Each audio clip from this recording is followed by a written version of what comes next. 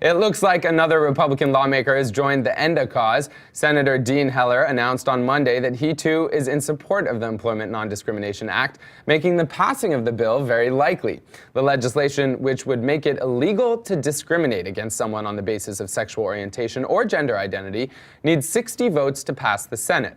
And with last week's support of the entire Democratic caucus and the recent urgency from President Obama to pass it, things are looking pretty good for ENDA.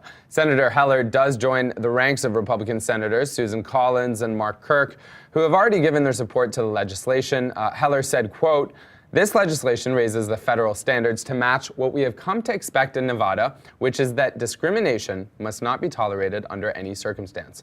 So Ryan, this is great news for ENDA, and at this point, I'm wondering if you think there's any real chance of the legislation not passing.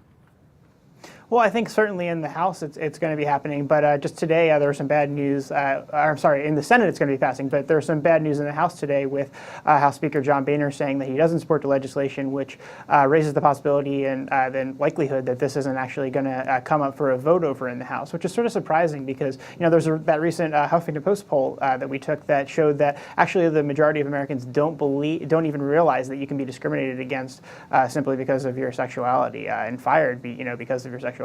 So it's something that I think is people are sort of shocked when they realize that is still something that can be happening in 2013, and this was legislation that possibly could have had a better shot of happening when Democrats were in control of both houses, and this is something they've been debating, and in fact the Justice Department official testified on behalf of in early 2009. So the fact that we're still debating this 4 years later for something that has, I think, pretty wide support, especially after there have been so many strides on the gay rights front, is sort of surprising. Right, and that last point, I have to tell you, is always what strikes me as the most odd, kind of perplexing. So much focus on same-sex marriage, but when it comes to ENDA, a lot of people hadn't even heard of it. And to your point, you were talking about how widespread, where in the country you can still get fired for being gay. We flashed that map.